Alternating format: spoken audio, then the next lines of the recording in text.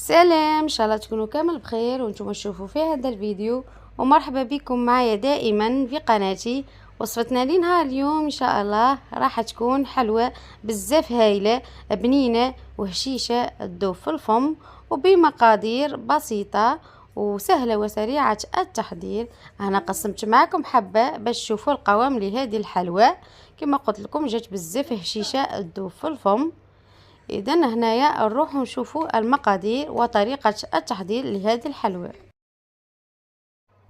إذا هنايا عندي 125 غرام نتاع مقارين تكون طرية، ضفت عليها حبة نتاع بيض. هنايا زدت ضفت مغرفة صغيرة نتاع لافاني، بلا ما ننساو القرصة نتاع الملح. وهنا راح نضيف نص كاس نتاع سكر ناعم. زدت ضفت عليهم ربع كاس نتاع زيت. وهنا راح نخلط هادو كامل المكونات. هكذا حنخلطهم هنا فقط باليد، واللي يحب يخلط بالضراب الكهربائي. اذا هنايا نخلطو مليح حتى يتجانس كامل المكونات هكذا مع بعضهم.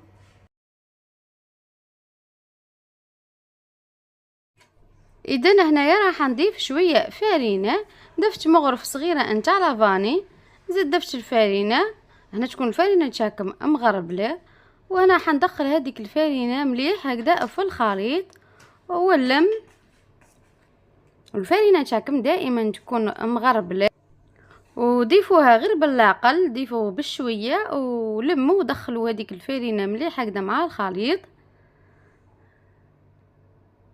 وما يعني ما تكتروش الفرينه بزاف، خليو هذه العجينه ديالكم تكون طريه هكذا باش تتحصلوا على حلوى تكون طريه. اذا شفتيوها بزاف بالفرينه راح تجيكم العجينه شايحه وتجيكم الحلوى ديالكم يابسه. هنا كما راكم تشوفوا تحصلنا على عجينه تكون طريه. اذا هنايا العجينه هذه راحين نشكلها الى كريات ونوزنهم. كل كريه الوزن ديالها 30 غرام. واللي ما عندهاش الميزان دير عينها ميزانها. هكذا راح نكمل كامل العجينه ديالي، نكورها ونوزنها كما قلت لكم 30 غرام.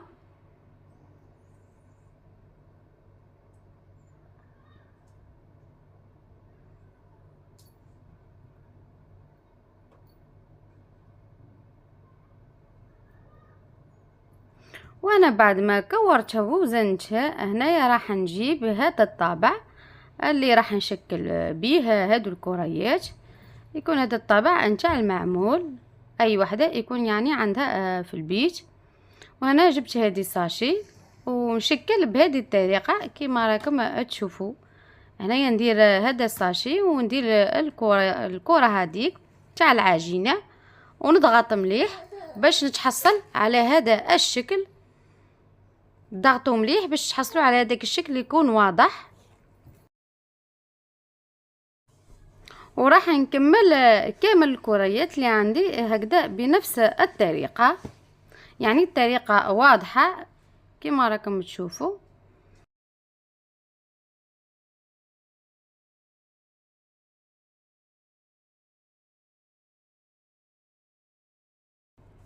هكذا نديروا هذاك الساشي هكذا في المعمول في الشكل يعني اللي راح نديروه فيه. وانا نجيب هذيك الكره نتاع العجينه وراح نديروها في نص هذيك الساشي، نقربوا عليها الساشي وراح نضغطوا هكذا مليح باليد باش نتحصلوا على هذاك الشكل نتاع الطابع هكذا كما راكم تشوفوا.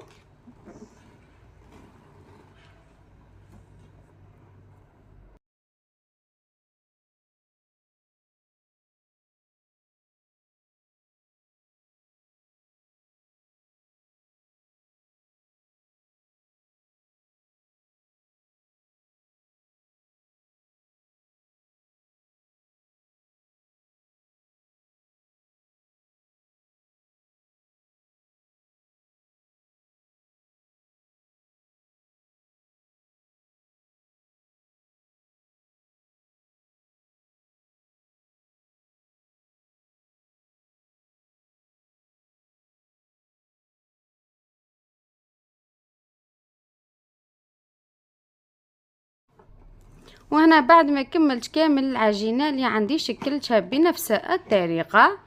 هنايا هادو هما الحبات اللي تحصلت عليهم، يعني اللي تحب تضاعف المقادير راح تتحصل اكثر من هادو. راح ندخلهم يطيبوا، يكون الفور ديالكم دائما سخون من قبل.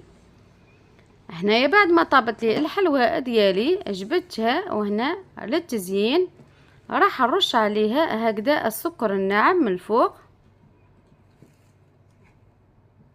وهنا يعني راح نزيد نعمر هذاك اللي في الوسط، نعمره بتوفيا الكراميل. وانتم هنا لكم الاختيار في التزيين، تقدروا تدهنوا الحبات ديالكم تاع الحلوى بالمربى المشماش، ترمضوهم في الكاوكاو ولا في نواد كوكو. كما تاني تقدروا هذاك الوسط ديالو تعمروا بالمربى المشماش. وكما قلت لكم لهنا التزيين يقعد اختياري، ويعني ديروا كما تحبوا. هنا كما راكم تشوفوا الحلوى ديالنا راهي واجده، كما قلت لكم بزاف سهله وسريعه التحضير، وجات بزاف هذه الحلوى هشيشه تذوب في الفم. جربوا هذه الوصفه على طريقتي، وعلى بالي باللي راح تعجبكم. هنايا حنقسم معكم حبه هكذا باش تشوفوا القوام لهذه الحلوى. كما قلت لكم جات هشيشه تذوب في الفم.